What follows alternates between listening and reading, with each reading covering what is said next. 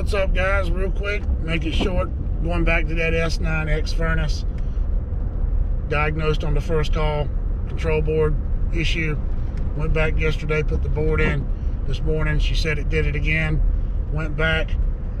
You gotta watch the video. You're not gonna believe what the problem was. Probably should have considered it, considering the reputation this thing has, but you know, sometimes you give it the benefit of the doubt. Don't assume. You make an ass out of yourself and anyone else. And hey, I'm not afraid to show a call back. I'm not perfect. Don't always get it right, but this thing was playing some tricks. Enjoy the video.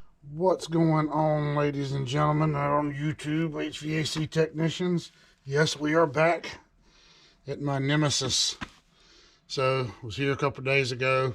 Checked everything, ran, took a shot, maybe thinking it was the board based on the way it was acting, not getting any fault codes.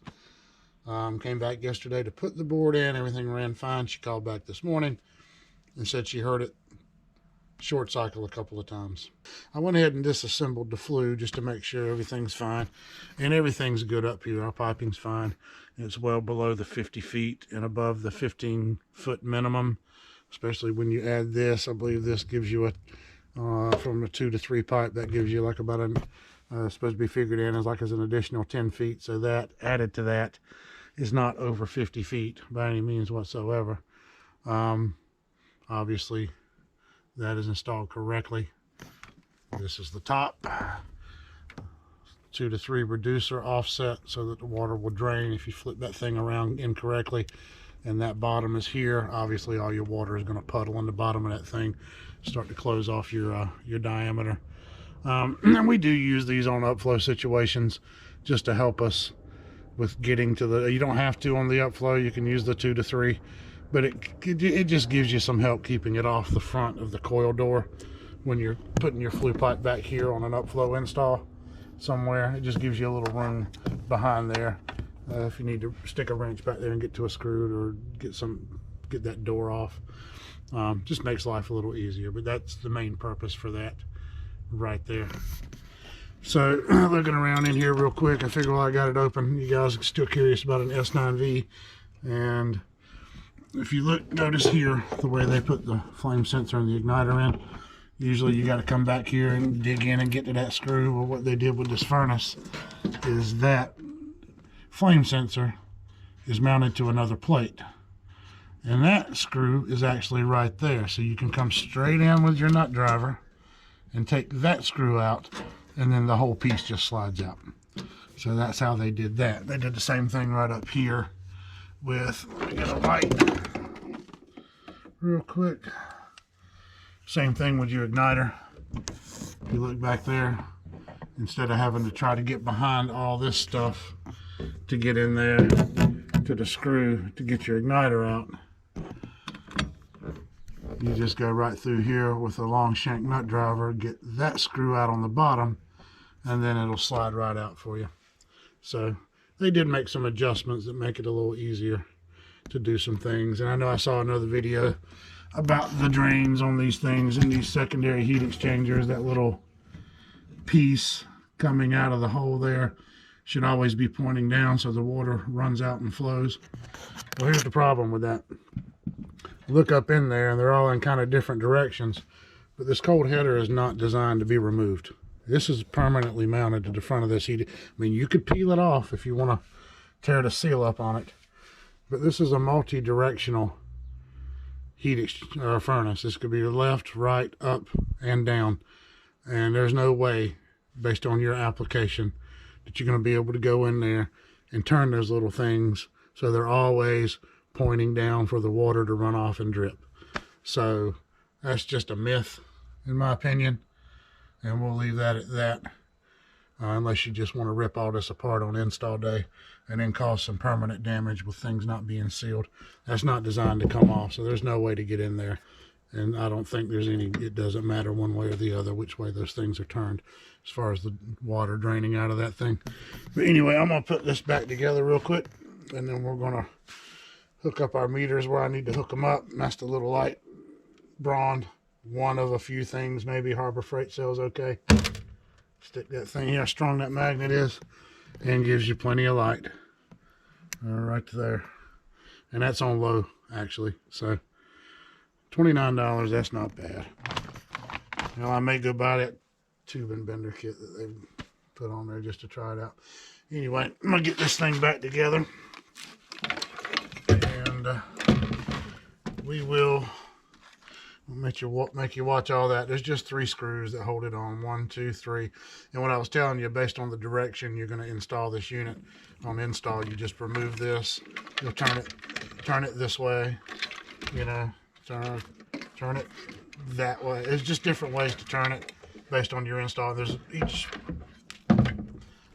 install position in the install manual shows you where to run this motor. Turn it this way, turn it that way. If you're going to up your exhaust that way, through however you're going to do it, and then it tells you which one of these plugs to remove, where to hook your drain hose to. Maybe if I was going to hook it here by chance, all I would do in that situation was take this plug off, put it over that one, and then hook my hose here. So that's what don't lose the red plugs, because whatever opening you have left, when you hook the hoses up correctly, you've got to go back and connect those so the other ones are closed. So anyway, I'll be back in just a minute once I get this thing remounted, and we're going to run this thing with some sensors and see what we can figure out. All right guys, I got all that put back together and I've got everything set up. So what I'm going to do here is I have 1 meter and a temperature sensor back behind that limit, and I have it snug down so that sensor is reading right in between. My temperature thermocouple is reading right in between that limit and the surface area of that little opening there that it mounts to, reading that temperature. It should only open once it's above 155 degrees. And I'm checking, this is my positive pressure switch for my drainage. I was checking this the other day, I didn't see it opening, but I'm going to double check it now. These are the 2 switches, this pressure switch and then that inducer limit, that are tied to that fault code. And like I said, I've already gone through, checked the flue, it's clear, no blockages, it's draining properly, everything's working, the pump, drain lines, none of this was backed up. I took that motor off to see if it actually had water in it. I turned it out, and maybe 2 drops came out of it. And you're going to get some condensing inside it. That's why there's a drain hose connected. But that's how I'm going to do that. And anybody's wondering how I got a magnet on the back of a fluke meter. I took this off of back of one of those straps off of an older meter that had a magnet where you could hang it, and then I just gorilla glued it right to the top back side of the fluke meter. So it holds. That was an angle, so yep, it works just fine. So yeah, I always wonder, as much as these things cost, they don't put a magnet on it. But anyway, so what I'm gonna do is I'm gonna run this thing, and I'm just gonna monitor my temperatures on that limit, monitor my voltage across that switch, see if either one of them are opening, and seeing if that limit is actually opening prematurely. Maybe it's opening when we're not actually hot enough to open. And that's why I did actually have to go pick up one of those limits. They didn't have this switch. I'm fine with that, because I really don't think that's it. We have to order it. They didn't have one in stock. They only had one of these limits. So that's what I'm going to do. I'm going to run this thing. And this homeowner is not paying anymore.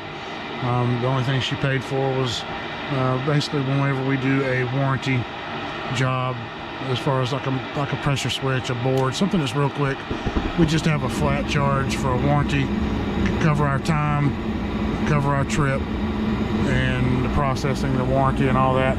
It's, you know, I'm not going to say what it is, but it's not a lot, and she will not be charged again for me being here today. We just want to get it fixed. So I'm gonna watch it a while. It may take a little bit. I'm not gonna hang you in here that long. Battery might go dead on this camera, but anyway, once I find out what's going on, I will get right back on. All right, quick update. We've been running about 12, 13, 14 minutes. And reading, it's going back and forth. 100, 99, 98, 97, back up 99. It's a 155, so it's hovering in the upper 90s for about 12, 13, almost 15 minutes now. Never had any issue with voltage opening on that one. So we're just going to let it keep running and see what happens. There we go. You hear it? It just cut off.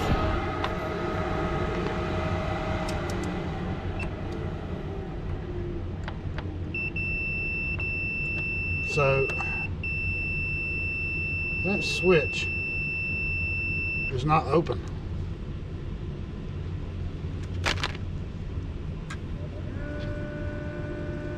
Condensate pump just came on, it's pumping water. So this thing cools back down. Problem is the switch isn't open. You hear me ringing right through it. Let me unplug it real quick, just to be positive. So it's not opening.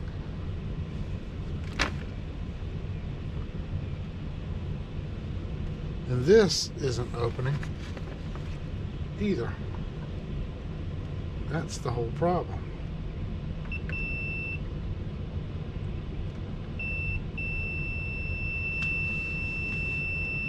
So I'm wondering, do I have a harness problem? Maybe. It just doesn't make sense.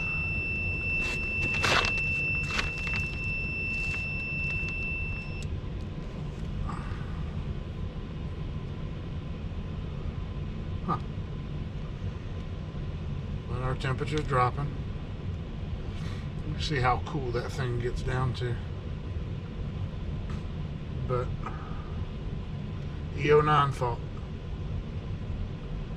So now it's showing a fault for an E09. And let's reconfirm what's in this book.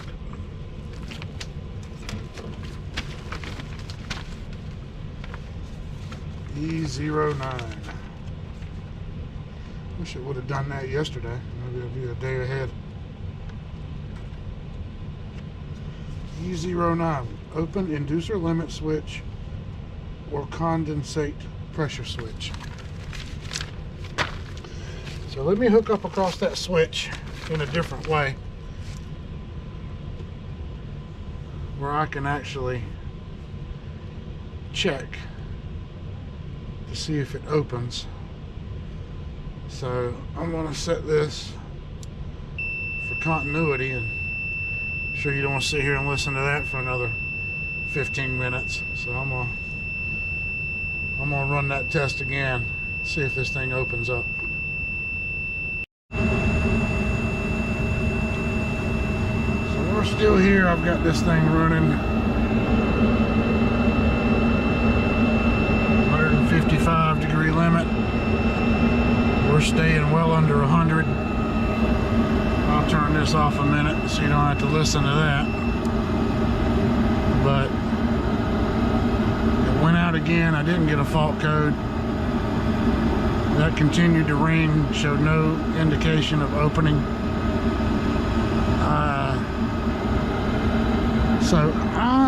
That Nest thermostat in there is the only variable now. I know it's not this limit, it's not getting anywhere close, and it's not opening anyway. Last time it went out, I went straight to it, had continuity through it. So I have bypassed the thermostat. I'm just going to jump this thing out, let it run without the thermostat in line. And I just wonder if that Nest thermostat, I don't know, maybe when it's under load like that, is it just getting a momentary glitch and then going right back to 24 volts, causing this thing to shut down and then restart again.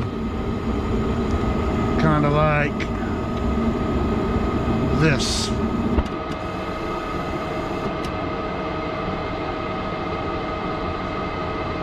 Still shows a call. So I'm gonna let it run.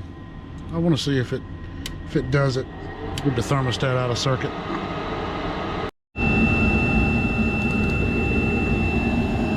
Well, so here we are.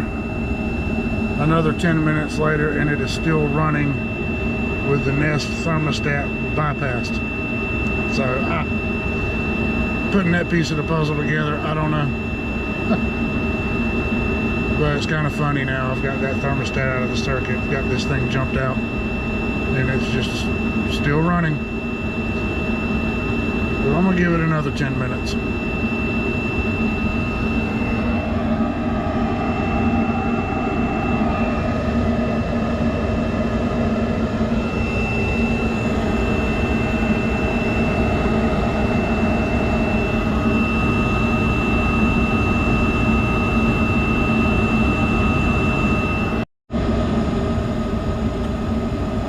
Well,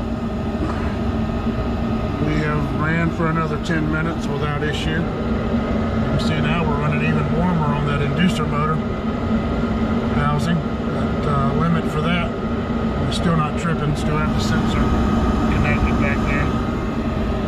I mean, nothing's opening. We're at about 25 minutes of run time at this point, and earlier I couldn't get it to run more than 10 minutes before it started doing what it was doing. So I realized why I had that E09 code a while ago. I forgot. I was looking back at some of the video and I just happened to catch it. If you go back and watch when I went to the board and showed you that E09 fault code. If you remember, just before that I had been checking this limit up here. I had one of the wires unplugged from it right there. So that's why we had the E09 fault code. That was my mistake. Forgot to plug that back because I went to check continuity, and I think I wanted to check continuity on that with one of the wires disconnected just to make sure I wasn't getting a feed through. And then I had the E09. I'd forgotten to plug that back up, so that was my bad. So whatever was causing this thing to cut out, I'm gonna have to say it's that Nest thermostat. Maybe if it's dropping common in the thermostat or something, I don't know. I'm not a Nest fan, not a Nest guru either, but I know homeowners can buy them and install them. So we've had issues with them in the past, replacing them. But I've had that thermostat out of the circuit, W disconnected. I've had this thing jumped out right here for over 25 minutes now, bypassing that thermostat, and this thing is running without fault at all. So maybe something was causing a drop real quick, or something from the thermostat. Maybe something inside the thermostat. I mean, the other day I was getting 24 volts there, but maybe it's got something to do with the common in that thermostat or something. I'm not sure. I don't design thermostats, don't engineer them. I'm not an IT guy. All I can do is put the pieces of the puzzle together, and this piece of the puzzle is telling me that when that thermostat is not hooked up to this system, it's running non-stop and not giving me any problems. So it happens sometimes, guys. Things trick you and mess with you. These things are getting so advanced. You gotta stay on top of it. But I think I'm gonna let them know they need to get a new thermostat. I'm not seeing any fault in the equipment. Like I said, it's 105, 104. That switch is rated at 155. I'm gonna take the one I picked up back. This thing's not opening. That switch there is not opening. So, like I said, I'm not getting faults when it happens. The reason I had that 09 fault was because I left this wire unplugged a while ago. That was my mistake. Didn't notice that. But anyway, I'm gonna call it another Nest thermostat problem. You gotta love it, guys. Real quick insert. We leave a packet on all our install jobs with the warranty information. We keep our load calculation report is in there.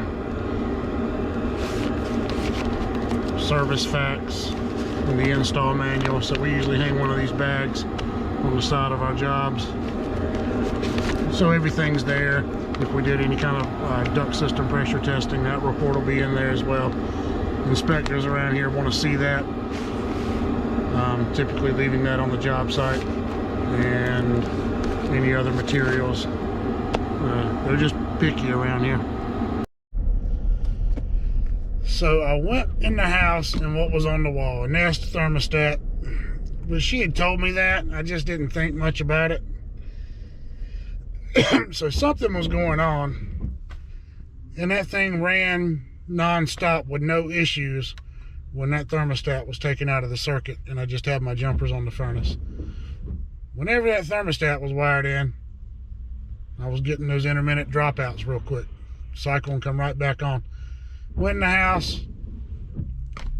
The common wasn't connected to the Nest thermostat. She gets out the book, and it tells you right there in the book, in certain situations, common is required with that thermostat. Pretty much most of the time, if you ask me. But anyway, we put the common on. Luckily, I was able to get whoever put the thing up, reached in there and snipped off all the additional thermostat wires. Luckily, I was able to get enough slack to feed some in there and get it out far enough that I could make a common tied into the thermostat, hook that thing up, and it was 77, 80, 78 degrees in that house by the time I finished. Once we got common connected, it ran like a champ, and it didn't shut off a single time. So there's another check in the box for the Nest thermostat. People love them. They like that Wi-Fi. They like all that connectivity, but those thermostats really aren't all that great. I wouldn't sell them. I definitely wouldn't have one. But you try to assume that it's working, and lo and behold, it's the problem. So anyway, guys, I hope I don't go back to that one tomorrow.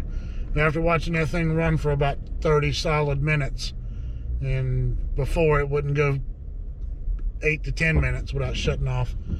I think we finally got it fixed. So didn't charge her any more money. Got her thermostat wired up right. Got a new control board she didn't need. But it happens sometimes. We have all been down that highway. Appreciate you watching. Like, subscribe, and see you on the other side.